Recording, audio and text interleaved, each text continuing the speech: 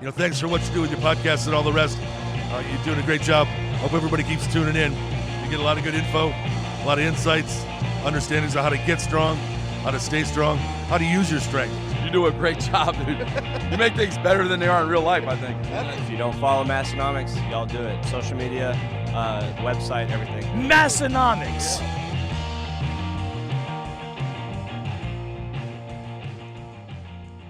Recorded live from Western, Northeast, South Dakota. This is the Massenomics Podcast. We are the lifting podcast about nothing. My name is Tanner. And my name is Tommy. This is episode 252 of the Massenomics Podcast. We're closing in closer and closer on that 260, the 5-year mark, which is just astonishing. It is. We just got to get through 2 more months. Do you think we'll make it? God, I hope so. Just think if we didn't It'd make be a major letdown at this point if that didn't happen. Something really wild would have to happen here for us not to make it to 260. It's not impossible, but I'd hate to know what that would be. We'd get in a pretty serious fight over the rating for one of the what's in the can segments. Be like, that was a 3, 3.5. There is no cucumber in here. This causes a rift in the entire show. Massenomics breaks apart over a cucumber flavoring. But Tommy, speaking of JD Power and Associates awards, there was. Well, maybe we should read the ads first, because I know this will just get out of hand in a hurry. Okay, the ads. Today's show is brought to you by Lifting Large. Lifting Large has set a new standard for customer service within the strength world. They have live website chat support and speedy email responses. Lifting Large is home of the Ground Lock deadlift slipper, and they are always in stock and ready to ship. Massenomics listeners can save 20% on all Lifting Large branded products by using discount code MASS20 at checkout. I also saw they had for sale a cool chalk bowl, and with using MASS20, it's an applicable product. You could get the thing for like $80 and free shipping. That's a good deal. It's like the Ground Lock deadlift slipper of chalk. I thought about using the MASS20 discount and buying one of them. I mean, we have a few chalk bowls. Is that a conflict of interest? I don't know. I'm like, are we allowed to? I have to look at our contract here. I'll use a erroneous name so they're not onto it, and just helps look like the MASS20 discount code is getting used even more. You can open up a credit card in your son's name, really throw it off. Yeah, that's worth it. That all sounds worth it. Today's episode is also brought to you by SPUD Inc. The goal of SPUD Inc. straps is to make products that support sports performance and help everyone achieve their training goals. They make products that last forever, won't bust your budget, and most importantly, leave no doubt about success when everything is on the line. Check them out online at spud-inc-straps.com. And this episode is brought to you by Hybrid Performance Method.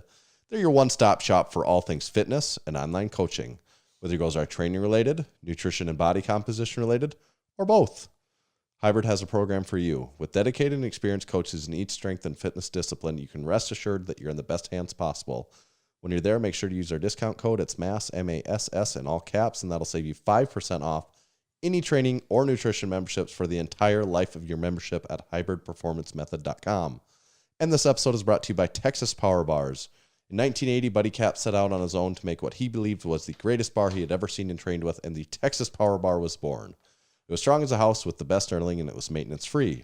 Hundreds of state, national, international, world, and Massenomics powerlifting records have been set and continue to be broken on the Texas Power Bar. To learn more, make sure to visit them at texaspowerbars.com.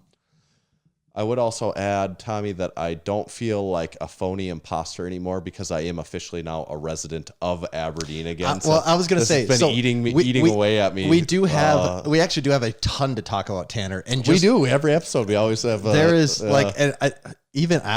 even putting up almost no commentary on the 10 things that I can think of, we're going to run out of time. So we're going to run out of a lot of things. And I did just remember we didn't even talk about the thing we said we were going to talk about last week. And I don't even think I don't know where it's going to fit That's not in. even our schedule. So that's going to be pushed off another week here still. It's going to be old news by the time we get to that. That's true. Yeah. So Tanner, you are no longer homeless. There's two things actually that this podcast is noteworthy for this week. Actually, like 5. I keep jumping ahead of myself here, but Tanner's no longer homeless. That's First good. podcast in our history where my hair is down and your hair is up, Tanner. My hair is There's up. a role reversal going on here. Oh, yeah. Yeah, because yours is usually, do you usually have your hair up for the podcast? Mine's usually up for the podcast. God, it's looking long in that monitor right now, Tanner. And did you put yours down because mine was up? Well, it was actually mine. So I went to the gym. All right, most Wednesdays we're part of the noon crew, you know. And With umlauts. Mune crew. Yeah. And this, so I get home from the gym, shower, got to leave my hair down so it dries out. And then by the time it was like, you know, you just start working and it was like 5 o'clock and I was like, oh, my hair's down. And I never even crossed my mind really until we started podcasting here. But so I didn't put it up today. And mine is just now for the first time ever capable of somewhat going, which comes in handy because I get extremely annoyed with going like tucking it all the time, tucking it behind my ear constantly. Yep, that's the biggest hurdle to get past. Once you're past that, skin on my forehead is getting worn out from me. Yeah, once you're past that though, it's basically like, okay, the sky's the limit now. Now we just let it ride. I'm at 11 months now, no haircut. Damn, so that's pretty good. Closing in on that 1 year mark. But yeah, hair down for you, hair up for me, and I back to being an official resident, Aberdeen resident, like official resident of Aberdeen, a South little Dakota. bit of a phony on the whole the whole Massenomics podcast, and at a time when people were almost like calling you out on it for like the first time ever, like you know.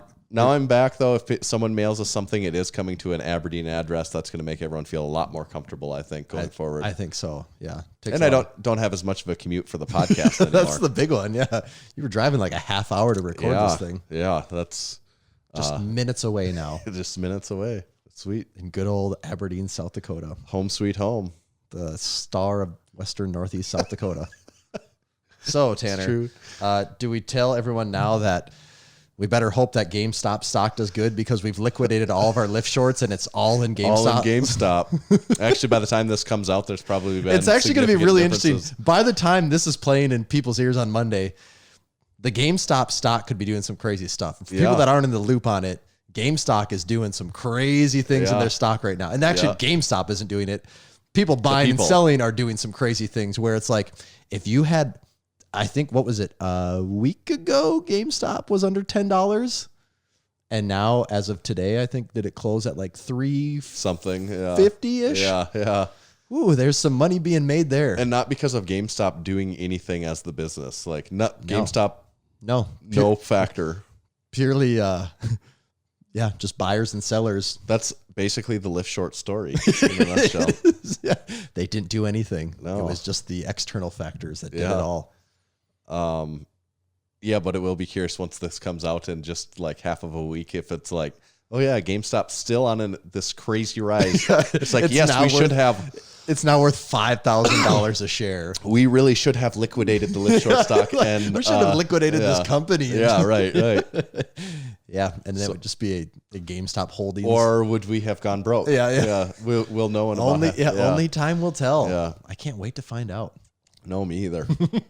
What was the other thing I started to talk about? JD Power and Associates. Yeah, most importantly, probably. I've got a lot of interesting things to say about this. Okay. First of all, did you know that Power is the family?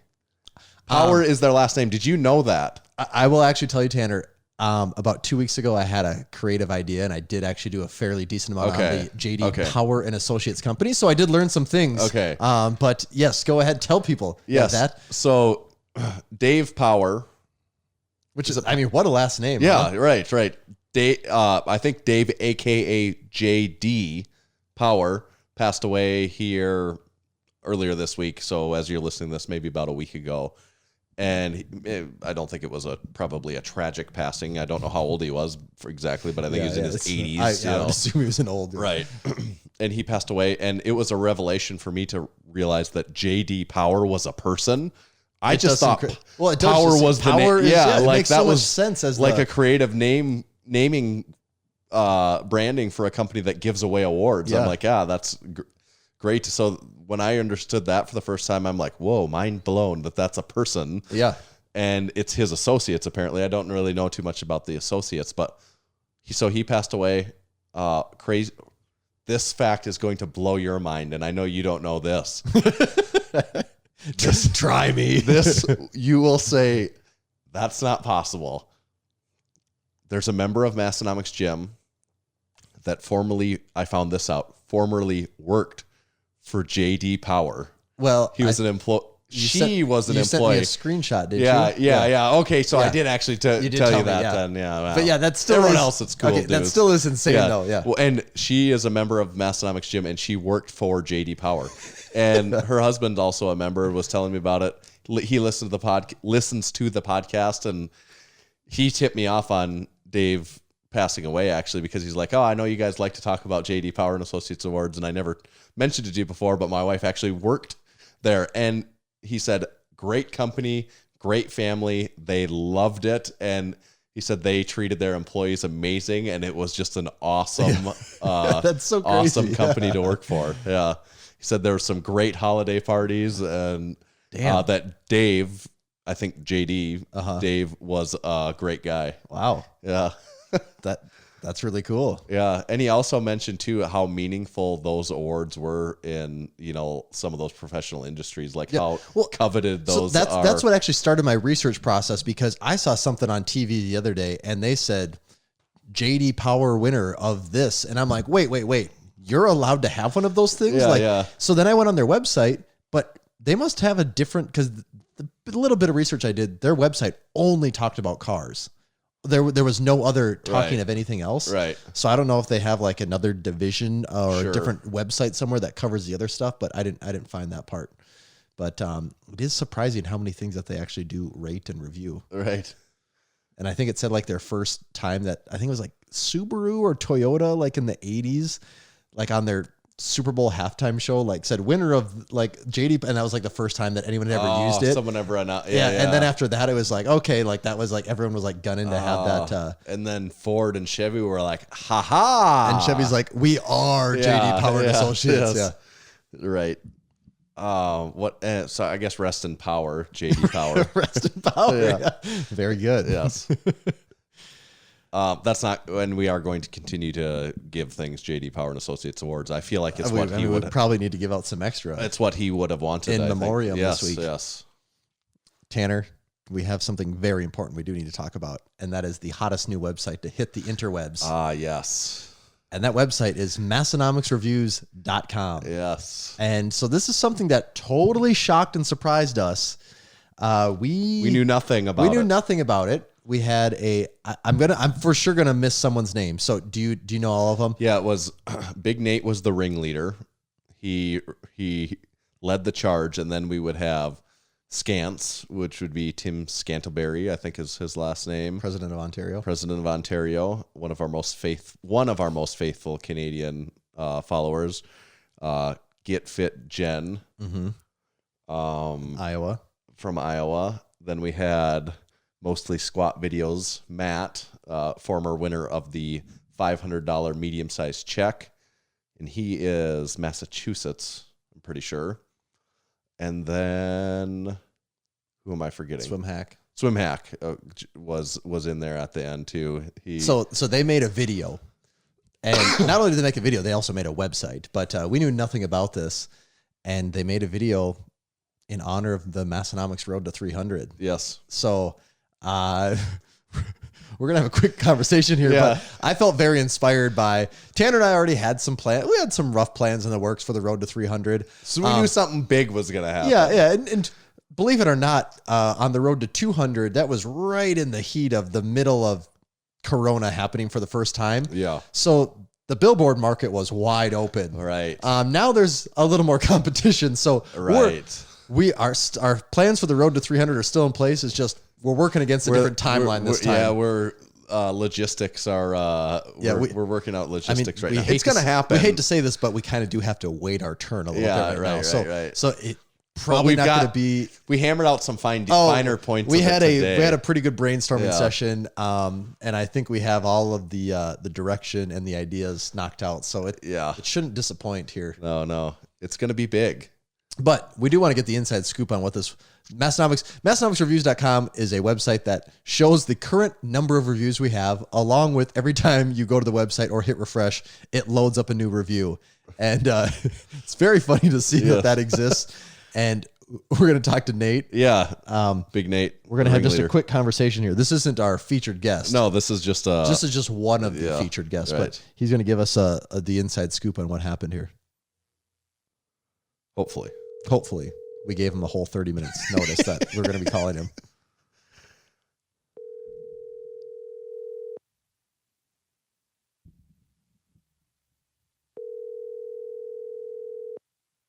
I never really tipped him off on what my number is. Well, how are you messaging him?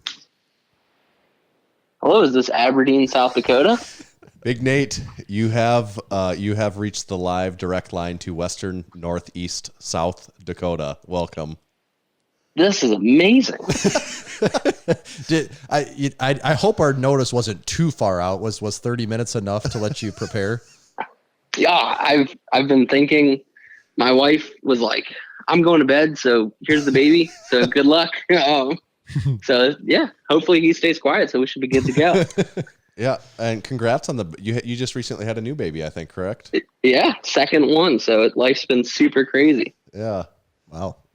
Tommy and I can both relate. I have one. I can't imagine two. I'm still trying to imagine it. It feels like a dream still. Nate, the reason we're calling, of course, is because of Massenomicsreviews.com and the video that you put out. Could you give us the quick down and dirty version of the video that you guys made, how that came together? Oh, so the down and dirty on the video. So I had created Massenomicsreviews.com, and I thought to myself, I'll send this to the guys, and it won't get very far because it's not that great on its own. So I was like, I have to create a trailer. And Matt and I had been going back, Matt, known as the Mostly Squats Matt, about how we could do a video together. And so that's the dream team getting together right there. The last two winners of contests. It's like Steven Spielberg and George Lucas. George Lucas teaming up. Yeah. Yeah. So we had been going back and forth about doing a video together. And I got this idea. I was like, well, I could get like just a bunch of people together. Yeah. We could all shoot like small little clips. And so I messaged all of them. I wrote a quote unquote script, sent it out. And I was like, hey guys, we're gonna do this big, and they're all like, "This is amazing! We're so excited!" So we all got the clips together, edited it together. I put the trailer out on Sunday, and SwimHack messaged me and was like, "Hey, what the heck? Why am I not a part of this?" So we got him in there last minute, which was pretty great. Yeah, I love the bit at the end where I think it's maybe one of his kids that goes, "Nobody gives a shit." Yeah, it's so great. Yeah, that was fantastic. Well, as you can imagine, Tanner and I were both very excited. I got a message from Tanner. I think it was like 5:00 yesterday, 2 days ago. He's like, I just tagged you in something on Instagram. You have to look at it right now. And when I get a message like that, I know either someone's copying something we did, something crazy happened. I made a curl in me flag. I was releasing it.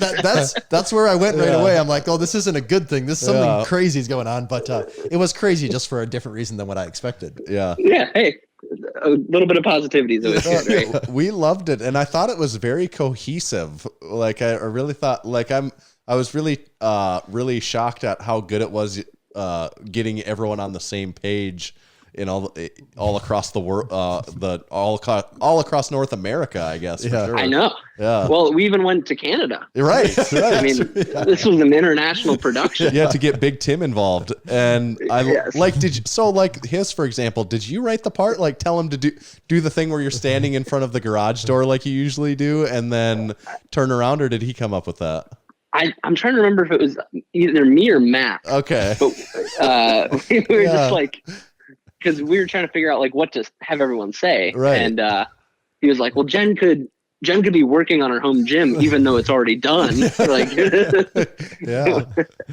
And the website itself is great. Like I tracked it today, and then the review number has gone up 1 or 2 today. I bet the website knows more than we do. I bet in large part because of the website itself.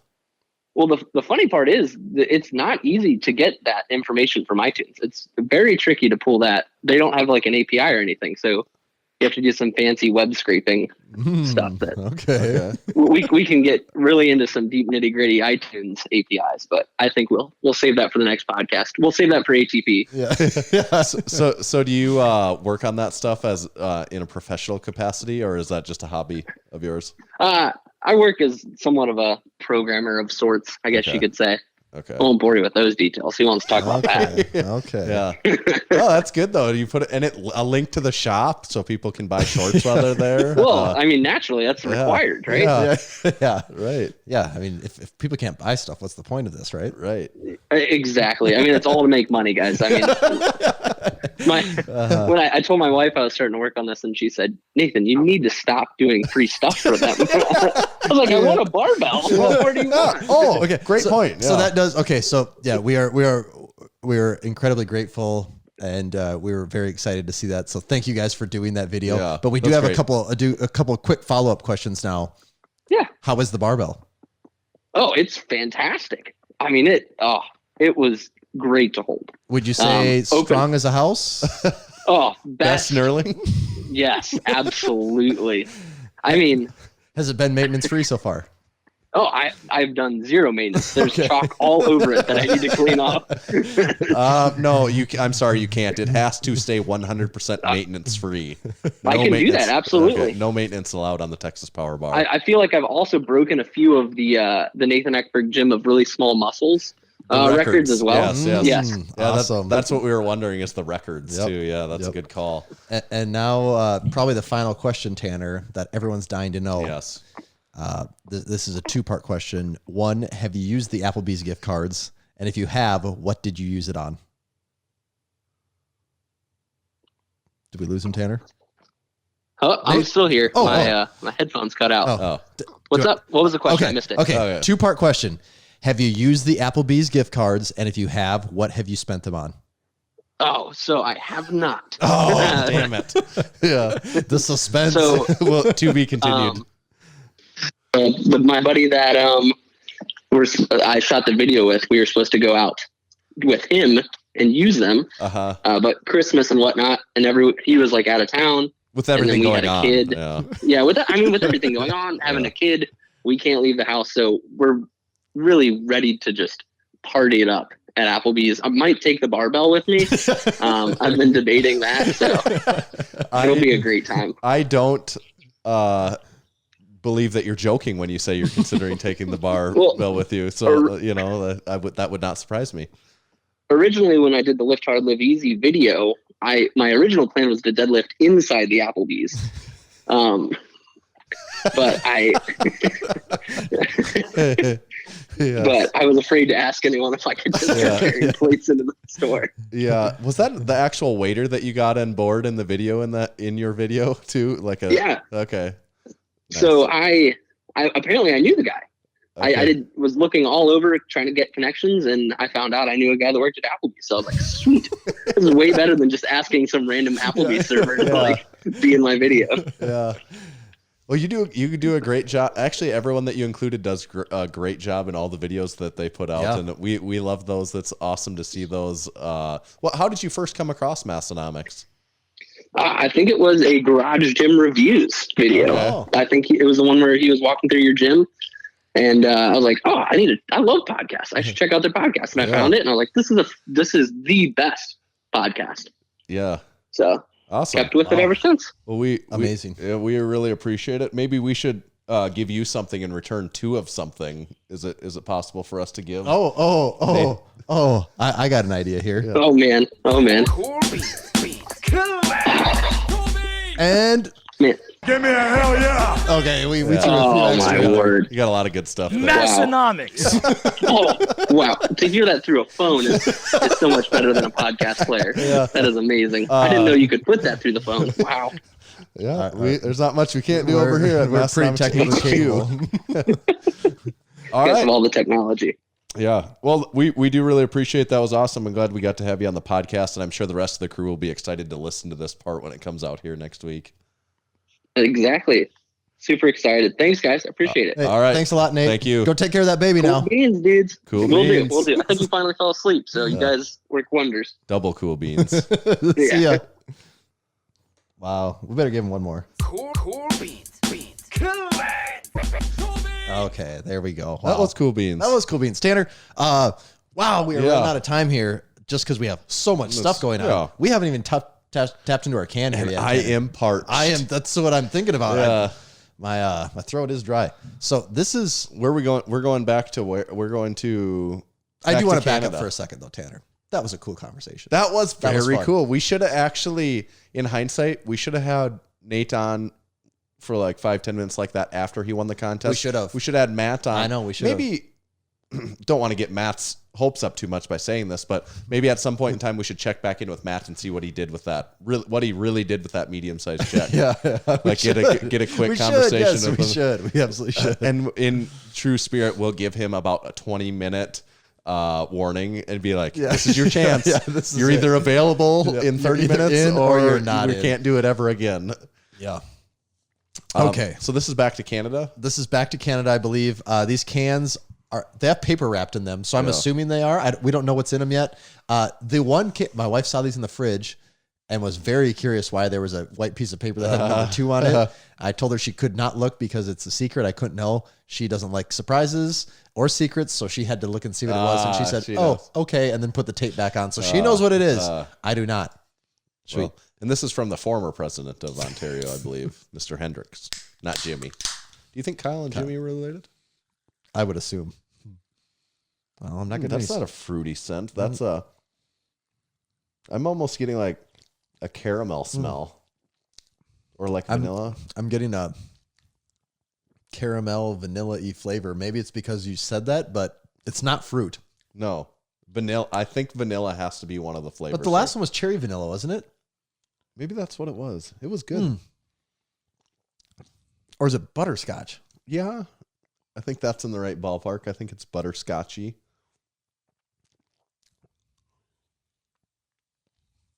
But is there raspberry in there?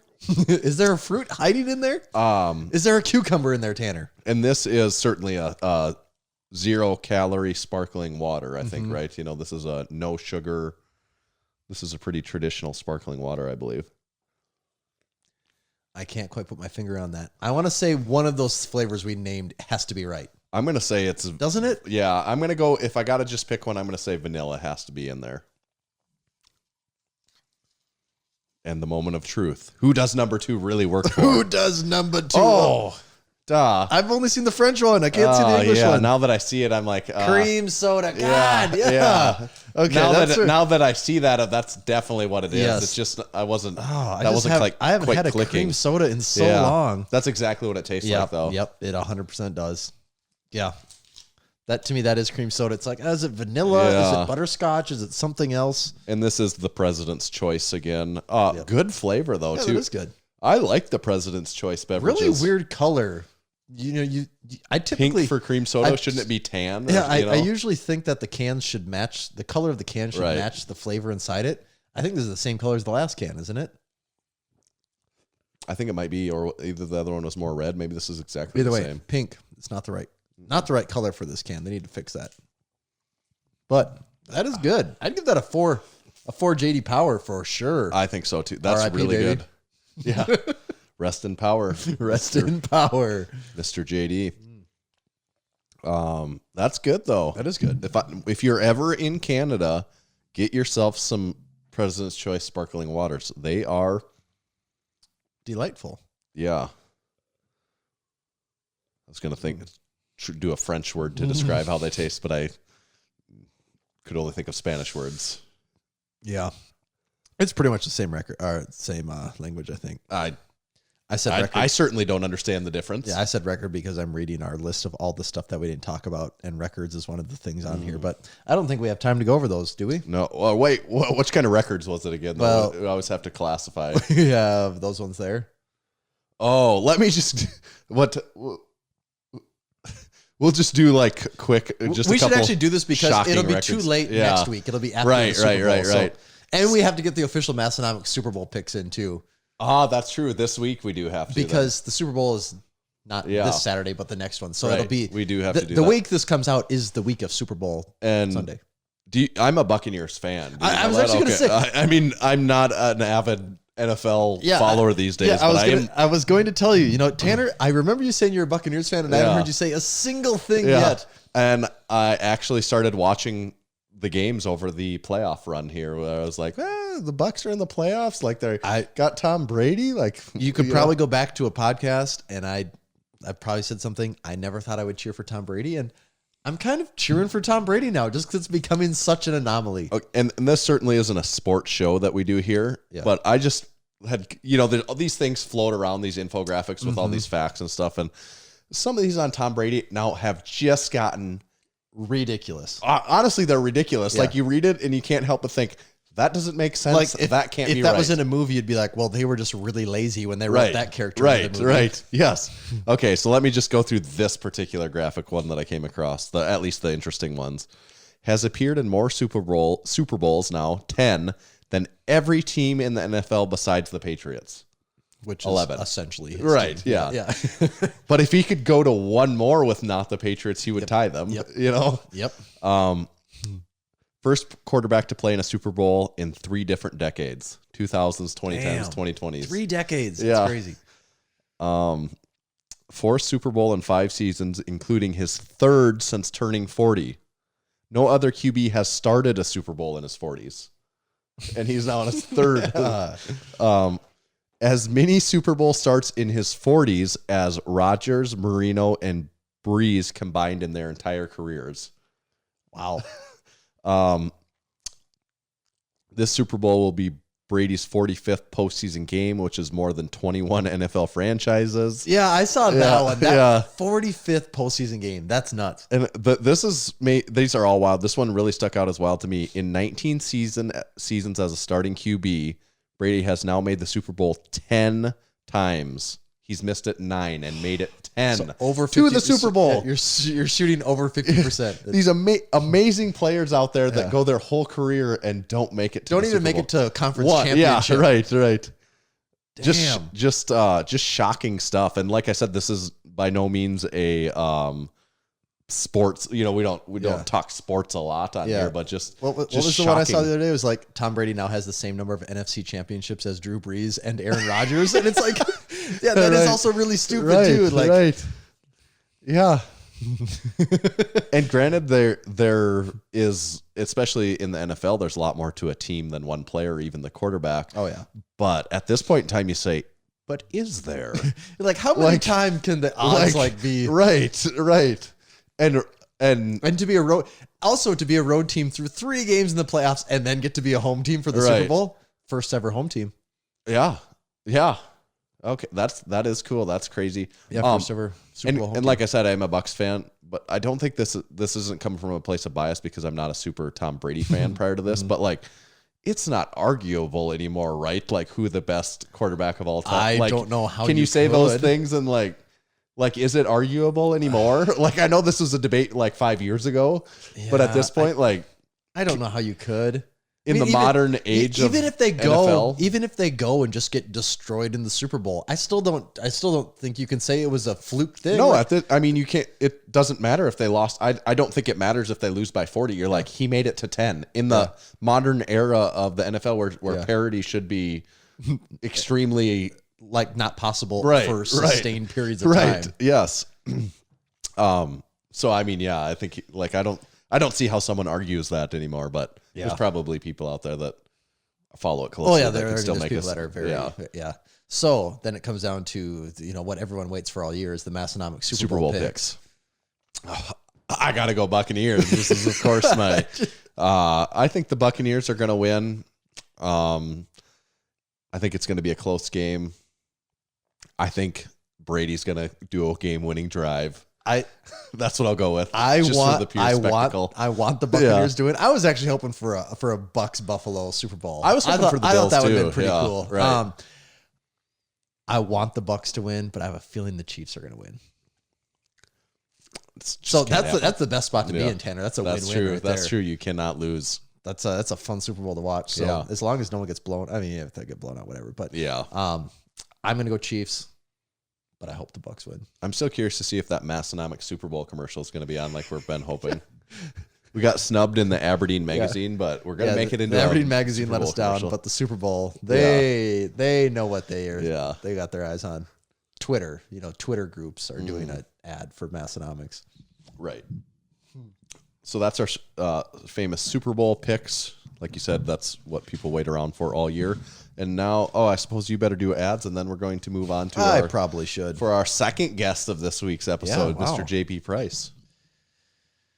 Today's show is brought to you by Lifting Large. Since 2004, Lifting Large has been providing lifters across the world with powerlifting gear from Titan Support Systems. Lifting Large has the largest in-stock supply on Titan wrist and knee wraps in the entire world. Home of the Ground Lock Deadlift Slipper, they are always in stock and always ready to ship. They also have ER competition combo racks that are in stock and ready to ship. And you might as well add cool-ass chalk bowls into that collection, Cool-ass too. chalk bowls. They are the only powerlifting supplier with live chat support available during the weekdays. They need to change that chalk bowl to the name to be the cool ass chalk bowl, don't they? That marketing practically writes itself. Get email replies to your questions in hours, not days like the other guys. They are now accepting Amazon Pay and Stripe for a quick and simple checkout. And once your checkout is complete, your order will ship fast with same-day shipping on most orders. Massenomics customers can use code MASS20, that's MASS20, to get 20% off Lifting Large branded products like the cool-ass chalk bowl, and also receive an additional 50 rewards points added to your Lifting Large account. You can get that chalk bowl for $80. With the discount? With the discount, $80 and free shipping, I believe. Get on that. And 50 rewards points. They're just giving things away over there? It's practically a free chalk yes. bowl at this point. Get it. Place your orders at liftinglarge.com, and you can follow them on Instagram at liftinglarge.com. That's at liftinglarge, DOTCOM. The Massenomics podcast is also brought to you by SPUD Inc. and the Axle wrist straps. The SPUD Inc. Axle wrist straps come in at 30 inches in length, which is plenty to wrap around even the largest of axle deadlift bars. Designed with the strongman in mind, the wrist straps are built from their signature woven nylon to give you the best possible hold, and they guarantee they'll pull through in competition. Their straps are backed with a lifetime warranty, and custom strap lengths are available if you give them a call or shoot them an email. Get in touch with them today and check out the axle straps online at spud-inc-straps.com. Tommy, I just thought of it. All right, something came up I had to, before I forget. The Iron Brew from last week. Oh, yeah. Actually, my can is still sitting right here. The fruit, or the flavor was... We thought like cotton candy or bubble gum. I think bubble gum, I think we said. Mixed fruit. Oh, really? Yeah, or fruit punch, or so. That's what the actual flavor is. Yeah, they told me now, and I actually screwed it up. I interrupted you to basically tell you that I can't remember now, but it's like one of those terms, mixed fruit, or like, now he's going to have to tell, they're going to hear it, and he's going to have to tell me I'd almost have again, to try it again to be like, does that stack up? But I guess bubble gum is kind of a fruity flavor, so that kind of makes sense. All right, mystery solved. Yeah. This episode is brought to you by Texas Power Bars. Buddy Caps first started lifting weights in the late 60s and began powerlifting in the mid-70s. At the time, he was working for Image Barbell building gym equipment. Around 1976, a local machine shop started making Olympic bars for them, calling it the Image Bar. In 1977, Image Barbell became Champion Barbell. It was then that Buddy started looking at the bars with an intent of changing them for the better. In 1979, Buddy bought his first lathe to begin addressing the known issues. In 1980, his passion, drive, and purpose now had a greater mission. Buddy set out on his own to make what he believed was the greatest bar he'd ever seen and trained with, and the Texas Power Bar was born.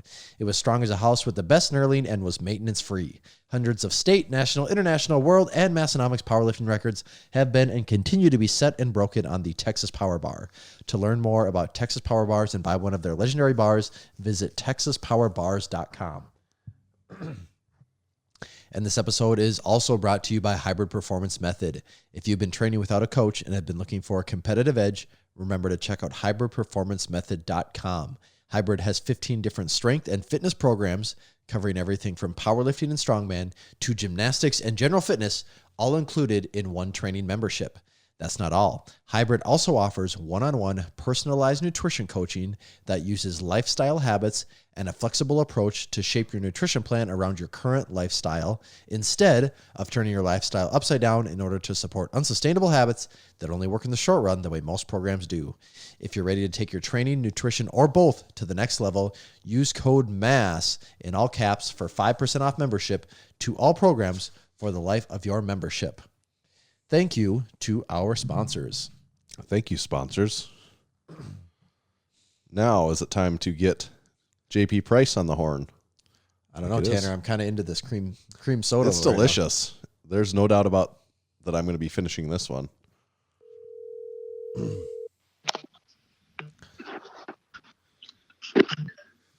Howdy, buckaroos. Hey, JP, you're live on the Massenomics podcast with Tanner and Tommy. How are you doing? What's up, JP? I'm fantastic. How are you guys? We are doing great. We're great now that you're here. Thanks. I put on some really well-scented sandalwood and vanilla beard oil before I got on. Oh, I could Just smell. because I wanted you to feel my warmth through my scent, you know? I thought I could. You know what they say about you, don't they? Or don't you, JP? Yeah. I mean, I'm the best smelling heavyweight in the world, and I'm never going to get rid of that title. That's right. No matter what, nobody can take that away from you. I'm going to get down to 300 pounds here shortly. Oh, and no. I'm going to stay at 308. And once a year, I'll go to 309 so I can keep that title. Yeah, that would be the risk. Like, because really the best smelling 308 in just the doesn't have world. the same ring to it. And it's also just not as prestigious. It's like, well, yeah, you're getting skinny. It's easy to smell good when you're thin. You know, that's kind of the challenge, I think. That's my move because people don't realize the competition in the weight classes is different from class to class based on the average size of the average human, right? Right. And so there's not very many big guys. Now, there's a lot of heavyweights overall, and the USAPL has heavyweights, etc. But not everybody has a 308 class, so there's really not that many 308 pounders. And that's been my strategy that nobody knows about is I'm going to come back and I'm going to be a 308 where it's not nearly as competitive. There you go. Clean up. I like that strategy. But don't forget, though. But 308 master now. There are no weight classes in the jungle, though. That is something you got to remember. We live in the prairie, guys. True. Yeah, there are weight classes in Western Northeast South Dakota. So Yeah, exactly. I think the last time we got to talk to you face to face, or that we caught up in a manner like this, was at the Arnold. And what year of the Arnold would that have been, Tommy? Do you remember? Would it have been like 2018? 2018. Okay, yeah, that's because what I wondered. 2020 didn't happen. 2019 we had a booth. So yeah, 2018. Okay, so a lot's changed for you in that amount of time, correct? Yeah, a ton has changed for me. Like at the time that we talked to you, you had just squatted in the cage with you and Rob, Quads Like Rob Philippus had squatted together. And I think, I don't know if it was you had just recently done the U.S. Open or that was shortly after that. I know it was around that time frame where you put that was leading up to the U.S. Open. So okay. Rob and I were both in meet prep for the U.S. Open, and that was just what we were going to do that week in training, you know? And so we were squatting 925 for doubles. Right. That's okay. Now yes, that's right. That, and then how many pounds less do you weigh now than what you would have weighed at that point in time? Because you've gone through a pretty drastic transformation. So at one point in time during that meet prep, I stepped on my scale and it said error. And that scale goes up to 400 pounds and it's calibrated. Okay. So I think I was probably like 405 or 403 because I weighed in like the next week or 2 weeks later at 396. Okay. And I wasn't healthy. I was in bad shape, and I was already deep into back pain at that point and hip pain, and I just really was getting bigger but not better. And my bench was going great because that happens, but my deadlift was, shitting the bed at that weight. My squat was strong, but as my back started to deteriorate, I started to lose my ability to grind in the second third of the motion. And so I just got to a point where I was way too big, and I had to lose some weight. My best was when I was probably 365 to 370. That's when I had my best meets. Mm-hmm. And so what are you actually weighing about right now? I've been down as low as 303, but I'm at 320 right now, like 319. Okay. And I would assume you're just feeling significantly better then? Oh, yeah. In May, I got my first, really positive blood work without, I had taken, a little lisinopril for blood pressure as you get to 400 pounds. It's not good for your body. And so I had a good blood pressure reading, and that really felt good because I've worked really hard at this. And I've been injured the whole time, and I haven't really been able to move much. I've had to control my weight with my diet only, and which is how it should be. You shouldn't really count on exercise to lose weight. That's not a very good strategy as far as mathematics are concerned. And so I feel really good. I do want to get down to 300 pounds. I still have some unwanted body fat, and I still will at that point too, but I'll feel pretty damn good. And the challenge I have right now, for the past 2.5 years, I've been hurt pretty bad, and I've been not able to do anything hardly. Or it's been a version of it that's not that much fun, or I've been seriously, limited in what I could do, right? Ever since that US Open. Yep. And I deteriorated pretty quickly. And within 3 months after the meet, I couldn't squat at all hardly. Like I was down to like 5 plates, and then, everything started to hurt, where I was down to 3 plates and the safety squat bar for less hip flexion. And it just got worse and worse. And then I entered into doctor's care for a year and had surgery that I didn't need. And that really spiraled. I had injections I didn't need. I had nerve ablations where they cut your nerves with the laser that I didn't need. And then I got really desperate, and Aaron from Squat University, who was a local physical therapist here in Kansas City, now he lives in St. Louis. And so he was actually my physical therapist after surgery that was prescribed to me. I picked him out, but still. Mm-hmm. And so then he got me in touch with Stuart McGill. And then I went and stayed with Stuart McGill for a few days, and he had diagnosed my back. And that was in October to November of 2019. And he made me rest for a long time. And that's when I really started kicking into high gear on the weight loss. And, I used to drink way more than I should. And now I can just enjoy it really, really casually. And I kicked that and, stopped drinking so much and just started paying more attention. And I've yo-yoed a bit, but I've been pretty consistently getting better at controlling my food and being good at monitoring that and working with people that really help me do that well in a healthy way, mentally and physically. And so I was with Stuart McGill and really not doing much. And then we went into COVID in 2020 in April and March. And I started getting really, really stir crazy, as, most of the world probably did. And just going through a lot with the gym and that, and developing our business and being a young business that's being shut down, and going through all that stuff was really stressful. And during that time, my really good friend, John Heck, came out here because his dad is the offensive line coach for the Chiefs. Oh, I didn't know that. No. Yeah, he's the offensive line coach for the Super Bowl champion Chiefs, right?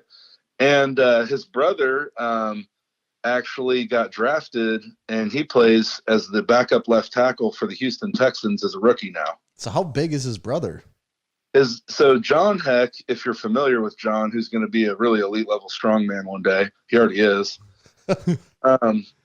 So John is a mutant. I mean, John's 6 foot 7 or 8 and has abs, and he's 310 pounds, And John's trajectory and his genetic potential, he's still young. He's still in his mid-20s, Wait a second. You said John is 6'7", 310? Yeah, and has abs. Wait, so not John Heck, the powerlifter? No, John Heck, H-E-C. I thought you were saying John Heck. I did too. Okay, like, whoa, I did not know this. Okay, John Heck. Now this is making a lot more sense. Yeah. You were just blowing my mind there for a while, and I was like, what is going on? Okay. So John Heck.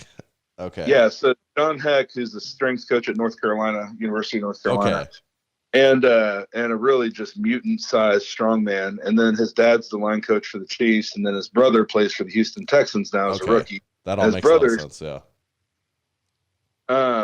And they're just giants. So anyway, they came to town because the world shut down, and his brother's trying to get drafted into the NFL. And so I met with John, and I started losing weight again with John, and he did a really great job with me. And I started really getting a great idea of how I need to and want to do this and what I feel good with. And so I've been hovering around 305 to 320 to 30 pounds for quite a while. And I got hooked up with Andrew Locke out of Australia, who's a physiotherapist there. And Dr. Andrew Locke, he's brilliant. Ryan Silva, one of my training partners and trainers in my gym, reached out to him, and I knew Andrew did really phenomenal stuff with people's shoulders, but I just didn't know how good at this he was. And you're going to hear his name a million times in the coming years. His philosophy on things is do everything that you possibly can, and the things that you can't do, figure out how you can do those too. And then during that process, get better and get your body healed and figure out how to work. And that was a lot more what I needed when I was going stir crazy. And so I wasn't even allowed to do floor press, but I did it anyway because I was really, really going nuts, you know? Yep. And so I would want to like incline bench, but it would hurt my back because I was sitting in extension with my lumbar spine, right? And I'm very extension intolerant with my back. And so Dr. Locke was like, hey, just put a hip circle on and flex your glutes. And all of a sudden I could incline press without pain day one. So after a few weeks of that, he was like, yeah, you can bench with your feet on the floor. And I said, okay. And I entered a meet, and it got canceled anyway, but I entered a meet and I weighed 308. I was going to bench press in a meet right away. And so he just gave me really, really good new hope. And we went from July till now squatting and deadlifting 0 pounds to 628 on both. And as I've kind of learned more about me and how much I have to do my physical therapy that he prescribes and all that jazz, and I've realized that it's for life for me. I don't ever get to take a break, you know? Like if you hurt your shoulder, the physical therapist gets you back to 100% range of motion, and then they set you free and you just have to go get your strength back, right? Right, right. And you never do physical therapy again. Like you may have some drills that you like to do to make you feel good, but you never have to do that anymore. The injury heals and you move on. And the injury I have, you just don't ever heal from and move on. You have to keep at it forever. The spondy and the stenosis and the herniated discs and the arthritis, that stuff never goes away. You just have to learn how to control it better and how to support it and how to support your spine. And that's what he taught me. And that's why I've seen some progress. But as I made that progress and my strength went up and I stopped paying so much attention to my diet, I just get overwhelmed with everything we go through with work and, you know, the injuries and the diet and everything, and, you know, and being a dad and stuff and coaching people and running the gym.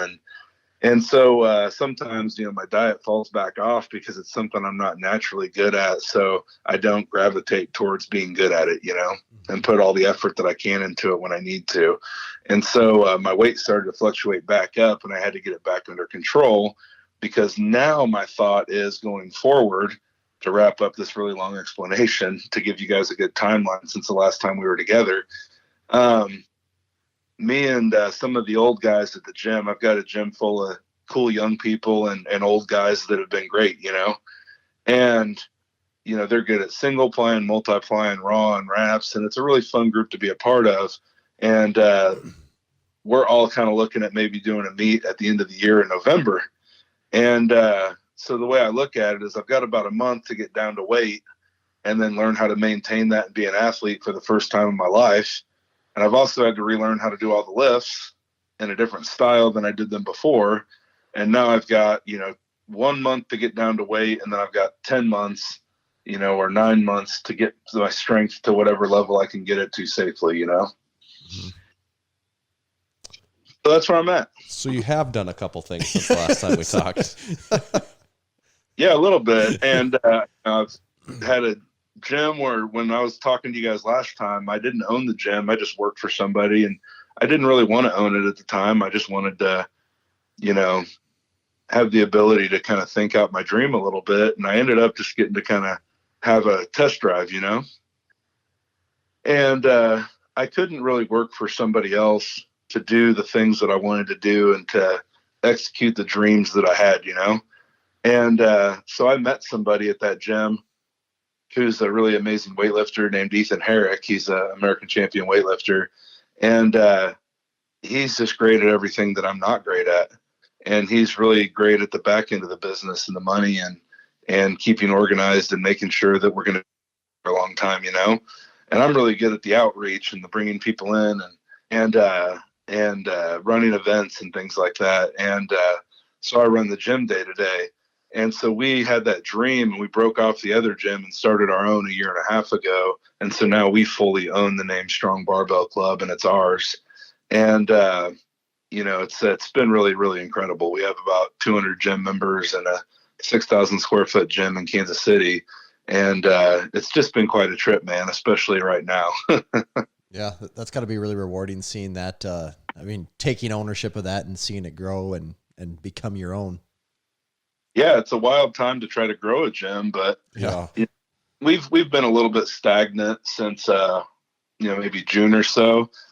I mean, people have just had such interesting situations, and things aren't normal, and people don't feel normal, and money's not normal. And so the fact that we were able to grow the business and be profitable through all this is kind of incredible. But we don't really take a profit on the gym right now. We'd love to be able to, and we're going to be able to, but we've just used this time as a time to grow. And we've renovated 2 or 3 times since we opened, and we did a office and lounge and full bathroom renovation while we were closed for COVID. And we were only closed a month or so. And, we've just used it as a time to expand. Like at the end of the year, we bought 7 new pieces of equipment, plus they get delivered next week and the week after. And we also bought new dumbbells up to 150s because we've got a lot of old stuff. We're a gym that we had to piece together at the last minute. And we bought another gym's equipment, and they had some really amazing stuff and some stuff that's 20 or 30 years old, and it gave us the opportunity to start a gym fast and give people what they needed. And now we're trying to take that and then make it as incredible as possible. We want to be the best type of gym. We want to be the best of our type of gym, and there's some great examples out there like Indy City Barbell and C-Bus Lifting Company. And that's just to name a couple. I mean, there's some really phenomenal gyms here in the Midwest and on the coasts and in all the big cities. And it's just cool to be a part of that. And it's cool to try to be the best at it. That's what we really want to be. And this year, am I right that you guys hosted the Showdown meet kind of on short notice too?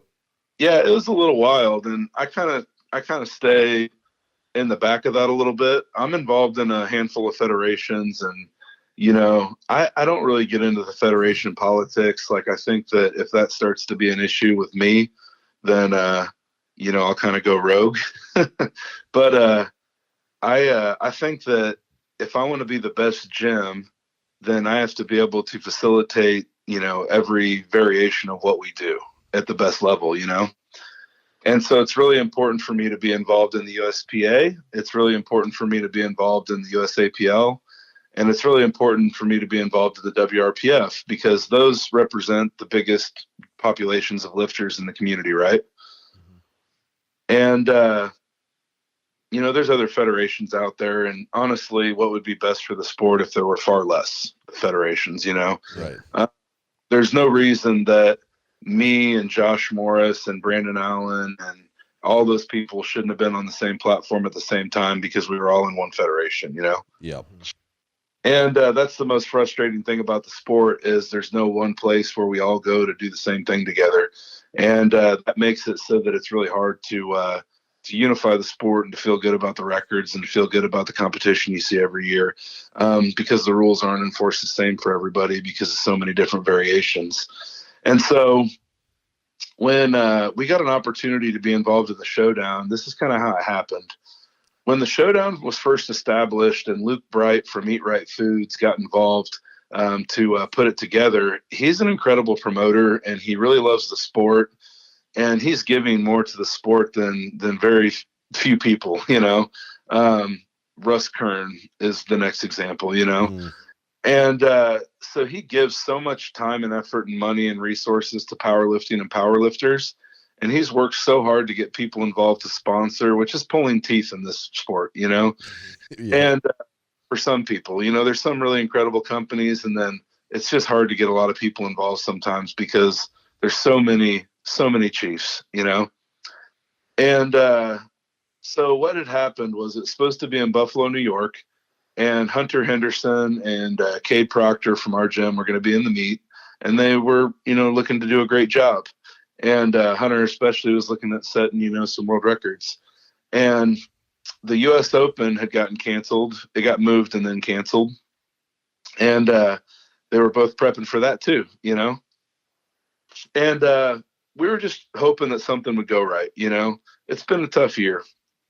And in July, we had heard about a 2-week quarantine for anybody that went to New York. And the thing about COVID is it's super dangerous, you know, I know, and it's all over the place. And I had it last month, and, you know, I was not too affected at all. You know, I felt sick for a day.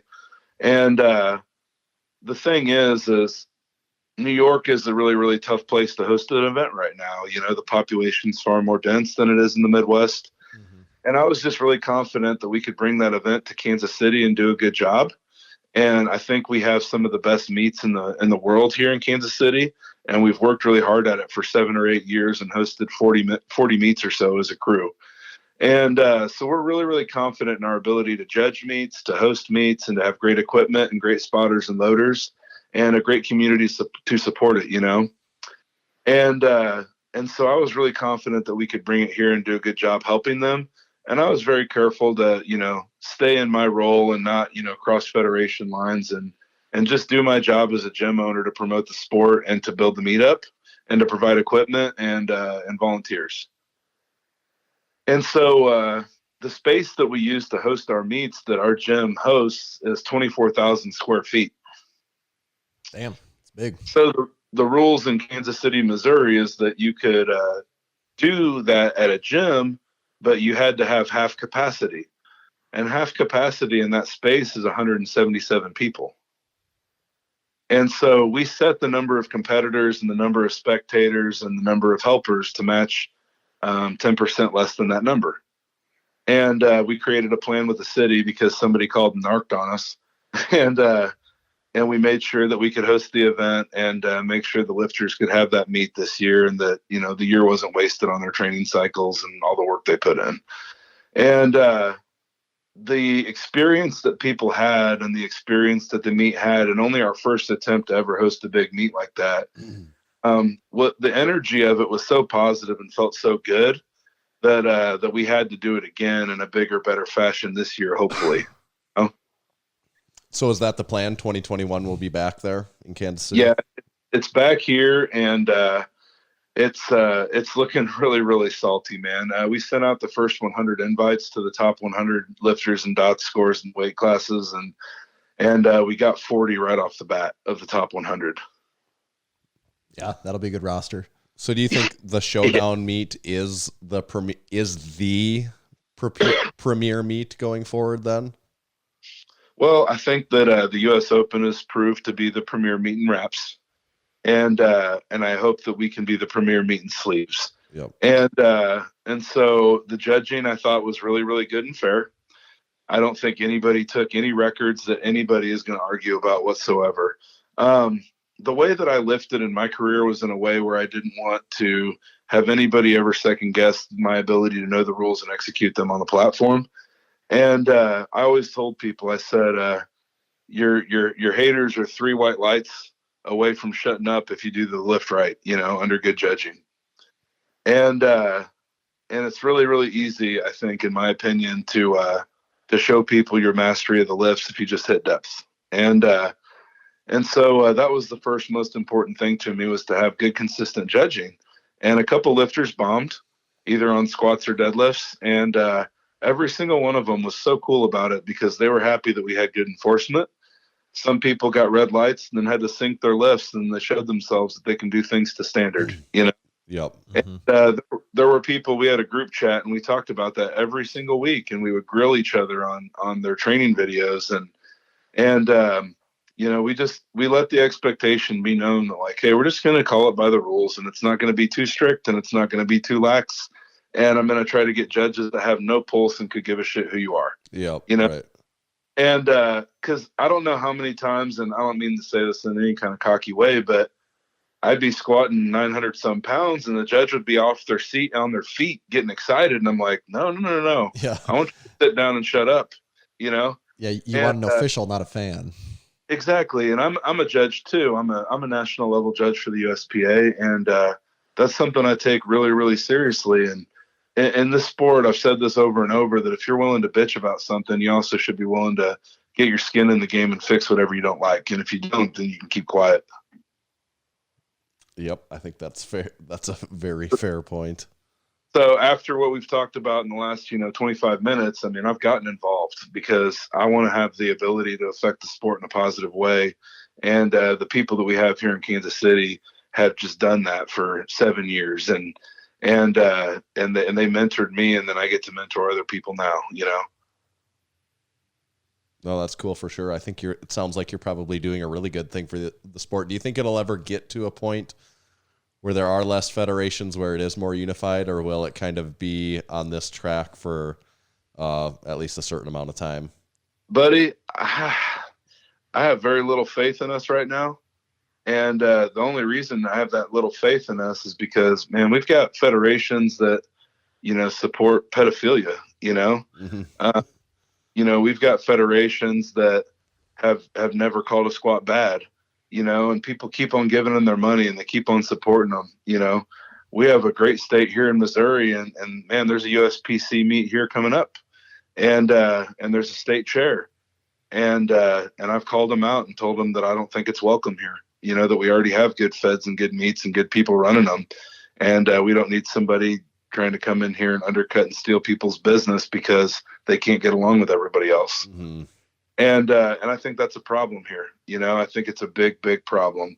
There's plenty of football players that don't like some things about the NFL, but they're still playing it. They still are part of the machine and the best show on turf, and the only true championship in football, Mm-hmm. And we need that in this sport, and that's why it's a joke. Yeah, I pretty much agree. I think we were coming from a place where we pretty much agree with that, where it would be something to see if it ever, if there ever is a way to get it to a point where it is. And I think most sensible people would agree with that. Yeah. It's just all of these people that have their particular way of doing things and want their trophy that we get this situation we have. Yeah, I mean, and look at strongman. All it took to divide that sport was one relationship not working out. Right.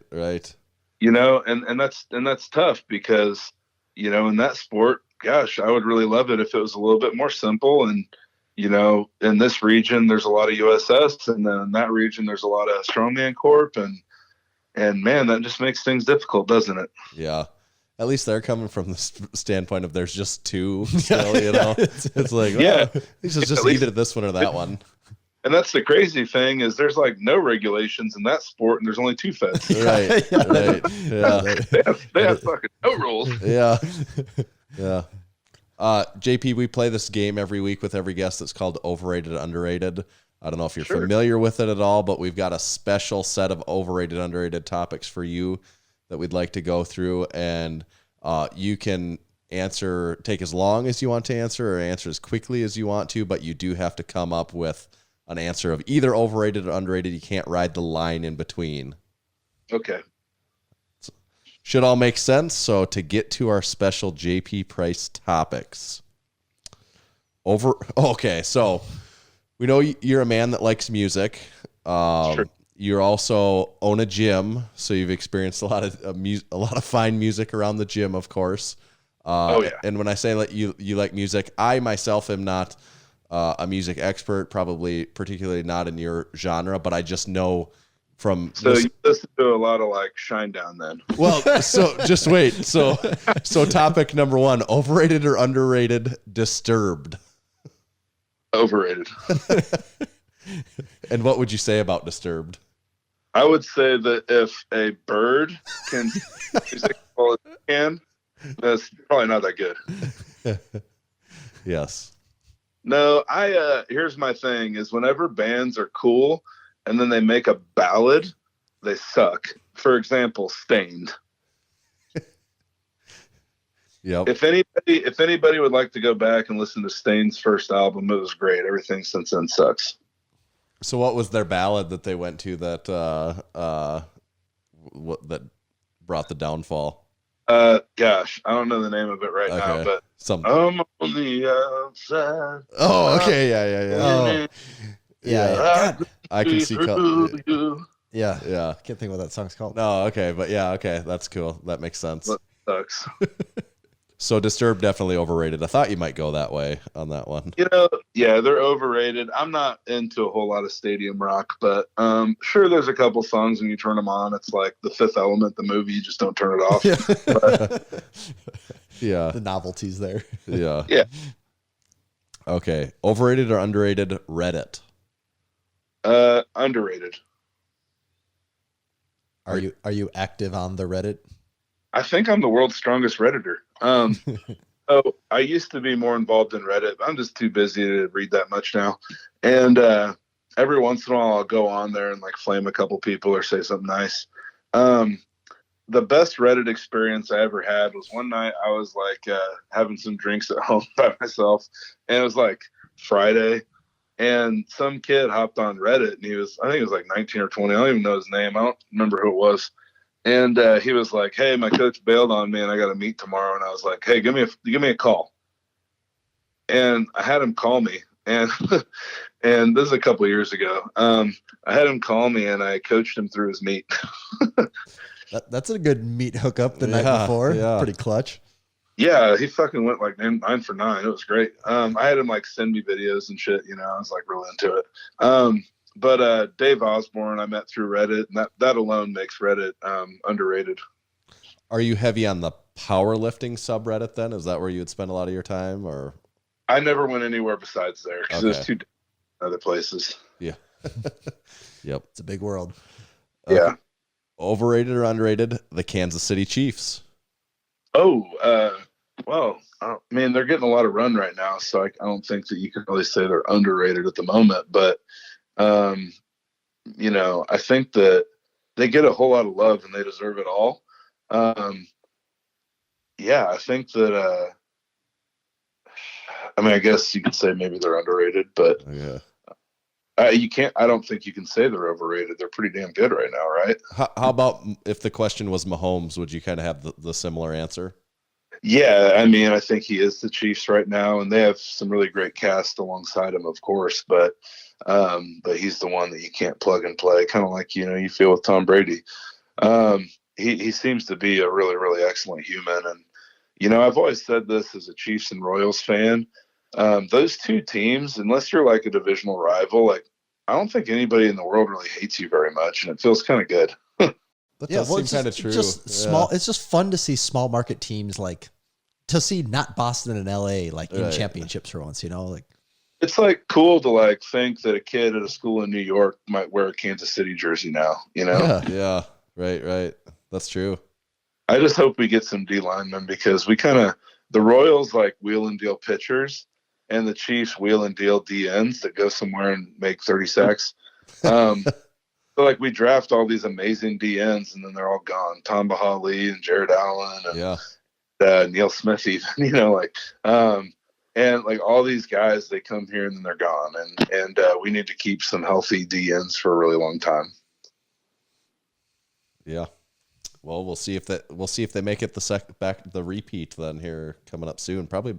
Well, what did we say? So this comes out before the game then. Yeah, this comes out on Monday. Okay, so right. Yeah, a week. Okay.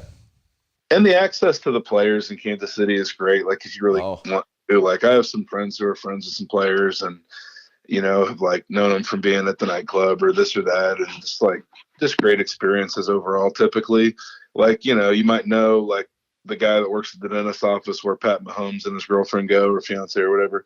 And, there's the access to them feels super good and they feel super, a part of our community in a lot of ways. And I think that they like that too. And so, that's why it kind of breaks your heart, the culture of modern professional sports where people don't stay very long, because this is the kind of place where people really grow to love their athletes, and like George Brett, that's what we grew up with. And, it's one of those things where, we really want to, love our hometown heroes. So you just hope they stay around a long time.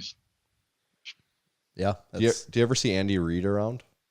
I wish I did. I think everybody, Andy is pretty Kansas City, right? Yeah. When you think of a coach that would be here, he makes a lot of sense. Yeah. That does seem really true. Okay. Yeah, and he wears that jockstrap face mask. It looks lovely.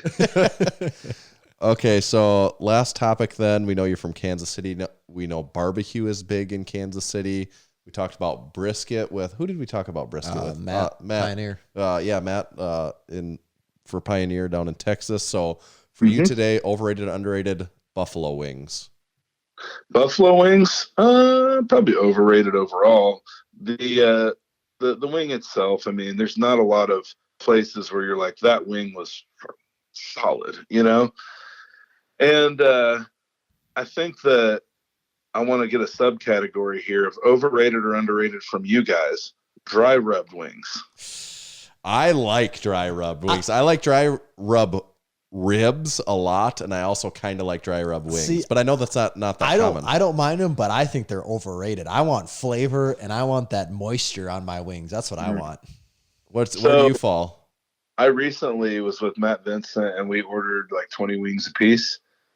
And I got 10 dry, 10 wet.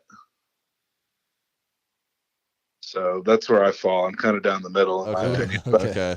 I actually like what you said, though, because what I like when I'm eating my wings is a little variety. I like to go back and forth. I don't want 20 of the identical wing. I'm 100% on that. Yeah. 20 the same wing, no way. Like I want, if I can split 24 ways, that's perfect. I agree. I went 4 ways. I went like Cajun, lemon pepper, Asian zing, and like Caribbean jerk. Yeah. And yeah.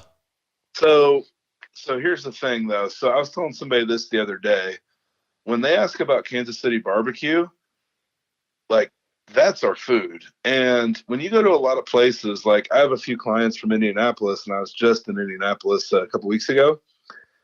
And I was like, hey, what's your guys like state food there, or like your city food? And they're like, pork tenderloin sandwich. And I'm like you guys up in SD, like what's yours? Like chicken fried steak or something? Ours would probably be steak, Just or a even steak, they would even say chislic here is what they would say, which yeah. Chislic is like deep fried steak cubes pretty much. Okay, see, that would be cool. So, but here's the thing, like when you think of a pork tenderloin, that's just like some shit on a menu you might get, you know, that's like something like grandpa would get, and everybody'd be like, huh, interesting. Yeah. And so, and also like there's not a lot of great variety in pork tenderloin. It's either like handmade or it's frozen and made. And those are the two varieties, and they're kind of obvious, but it doesn't go much beyond that. Where when we tell you that we have barbecue here, I mean, you have 60 options. Right. Oh, yeah. That is the better choice, hands down.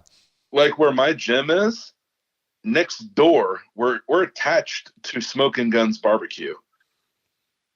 You know, at 1 block away, there's Hog Jaw Barbecue. You know, there's breweries all around us. And then like a couple blocks away, there's another, you know, shipping container, you know, center, the restaurants, and there's barbecue there. Slaps Barbecue is 3 miles away. Jack Stack is 4 miles away. I mean, there's so much barbecue in Kansas City. I've only been to maybe a quarter of them, maybe a sixth of them. Yeah, God, that sounds good. Yeah. No, and also like the cool thing about KC barbecue is I watch a lot of barbecue shows, and of course it looks delicious everywhere. Like none of it's shitty, but when I see like Carolina barbecue and I'm like, oh, you guys only eat whole hog barbecue? Yeah. Right. That's kind of fucking boring. Yeah. And here in Kansas City, like I judge the places I go to based on what I can get there. And I try to get stuff that I can't make myself because I make some good barbecue myself, damn it. And so like I know that if I want burnt ends, I go to Slaps, Jack Stack, or Q39. And then I know if I want ribs, I might want to go to Arthur Bryant's or Gates. And then I know that if I want like something like far out, then I know where I want to go for that, you know? And, you know, if I want to go to a vinegar-based place, then I'm going to go to like, you know, this one over here, I think LC's. And then like, so there's all these different variety of options because Kansas City barbecue isn't dry rub barbecue or whole hog barbecue. It's whatever you want to do barbecue, just make it like really, really good. And you can like play around with sauce too, guys.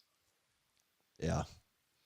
That's good stuff. Got to get the Kansas City barbecue tour going. I have been to Kansas City once and had some pretty good Kansas City I have barbecue too. I have too. Yeah.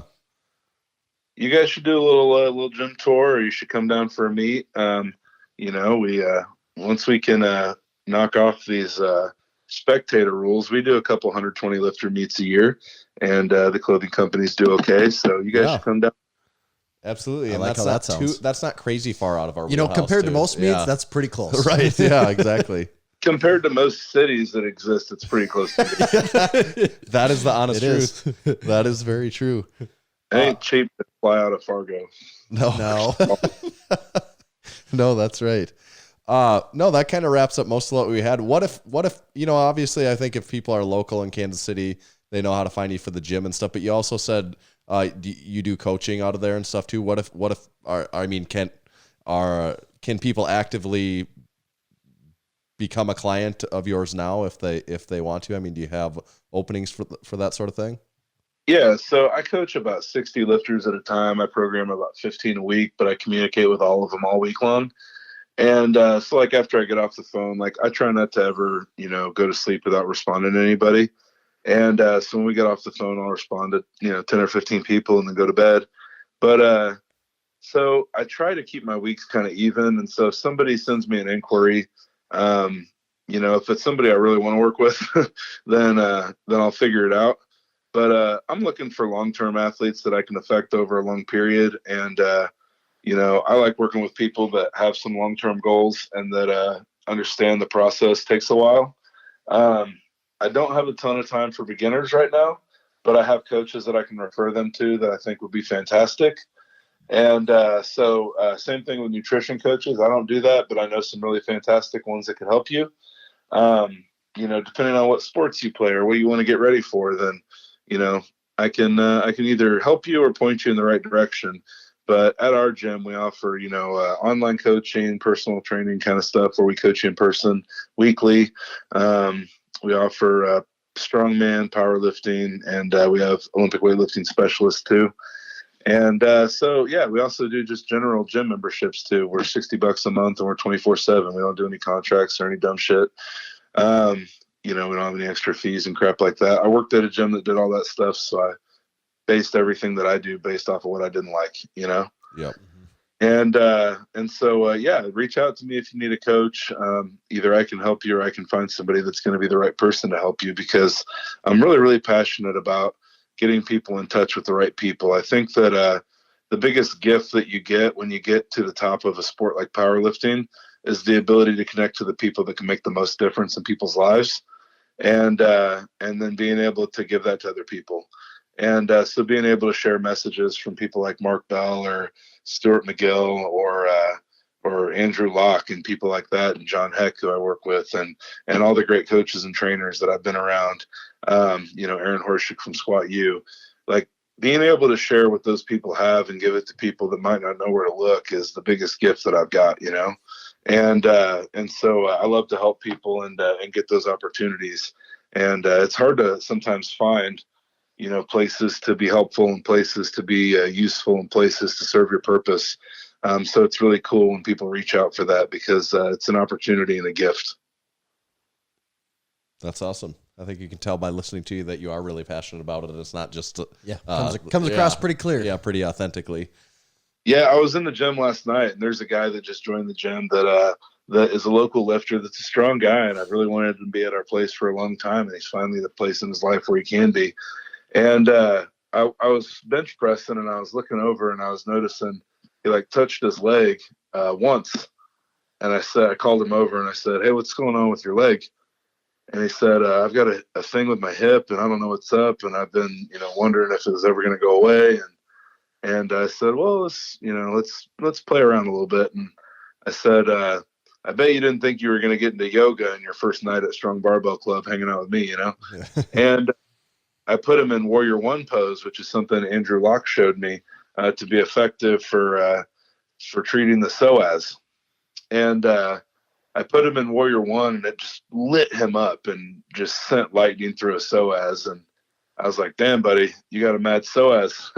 And so just being able to like see somebody for 5 seconds and being able to help them with something they've been toiling with for weeks is something that's a gift that I've been given from all these people that I get to work with, and to be able to give it to somebody like him and in that moment just feels really, really good to be useful and to be doing what you're meant to do. That's cool. Yeah, that's really cool. That's cool beans. Yeah, I want that to be something I get more and more good at. You know, I want to be able to travel and talk to people. I want to serve whatever purpose that I've gotten this at the highest level. I've got it, and I've got to find time to get smarter while I do this. And luckily I've been hurt enough to be able to get smarter from people smarter than me, you know? That's a good silver lining there then. Well, if I wouldn't have gotten hurt, I probably wouldn't have had the time to learn that. Right. I wouldn't have pointed the gun in that direction. It's not my natural inclination. A lot of this stuff came easy to me. You know, most people that are really strong power lifters they didn't have to work that hard to get strong to begin with. You know, they had a gift and then they exploited it, you know? And so, you know, that's just kind of how it works. That's how genetics work. And so, you know, this has gotten me to be better at stuff that I'm not genetically gifted at, that I'm not usually inclined to do. It's forced me to learn, and it's been really, really incredible for me. It's been frustrating too. No, yeah, that is cool. That's great. And I was going to add this too.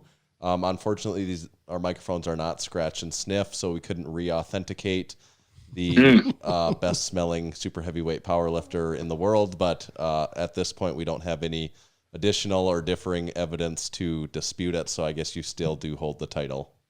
I've been around some heavyweights in the last year, you know, D Bell and a few guys, and yeah, it's still true. Yeah. Dan, so you're saying Dan definitely is not taking the title from you at this point then? Dan may have smelled better than I know, but all I smelled was Coors Light. Not the worst. No, not the worst, but it doesn't qualify you to the level of best. Yeah, right. Yeah. So definitely the mountains were blue and all great. So if somebody's around and, you know, they get a hug, if you just want to lean in for a little beard sniff, then you'll just know what's up. Yep. The proof's in the pudding, in the beard. More guys than girls do that for me. You know? Yeah. Naturally. Right. Yeah. No. Definitely. All right, JP, we do appreciate it, and we'll continue to follow along on what you got going on, and we'll have to catch up with you again someday. Thank you, guys. We're doing a little expansion at the gym with some new equipment, and we took down these really, really big wild shelves that were up high, and it exposed the space where we painted the wall where our Massenomics flags are going. Oh, excellent. Awesome. Well, I like that. It's going to be amidst all the new custom equipment, and we're excited. We've got all the Massenomics and Live Large flags that just came out, and they're cool. Well, you make sure to tag us in a picture in that, and we can share it out there too. Absolutely, I will. We'll cheers to it and drink in front of it. Excellent. Awesome. All right, you the man. Thanks, All right, JP. Have a great night. You too. We'll see you. Well, there it is. Cool beans. It's been a lot of cool beans this episode. Yeah, this Tanner. has been these beans. The The beans beans have are been frozen flowing, this aren't they? time. Yeah, lots of beans. Whole can of beans. Whole can of beans. Yeah, whole can of frozen beans. JP, that was cool. That was cool.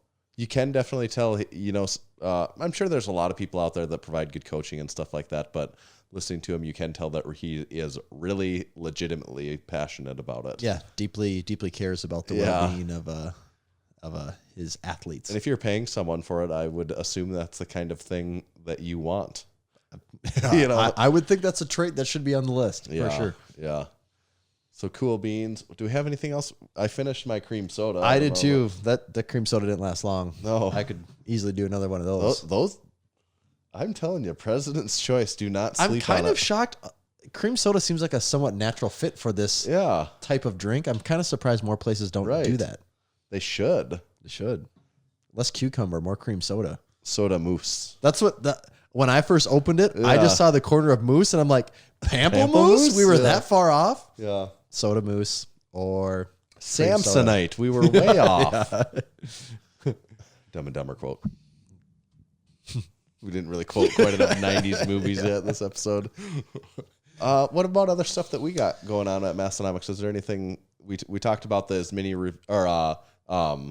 MassenomicsReviews.com. Yeah, hop on Massenomics Reviews. We need to get to live, 300. Yeah, you get the live review counter going on there. What is it, like 290 something right now? I think I checked I should just check the live review counter. Like, I forget. That is the most reliable That's how the internet source works, now. isn't it? You type in what you want to know.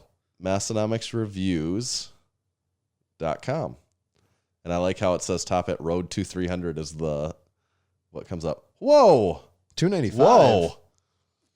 What that was was like this morning it was 291. Damn.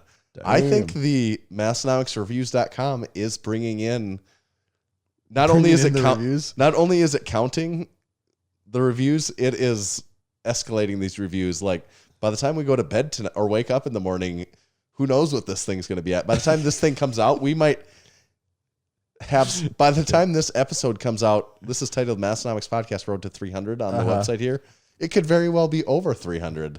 I think, in which case Nate's going to have to go in and adjust it to 400, I suppose, at that point. Nate has his Instagram or his LinkedIn on there. I like that. Oh, nice. We will find out all those details that he, all those dirty details. Yeah, that he wasn't releasing.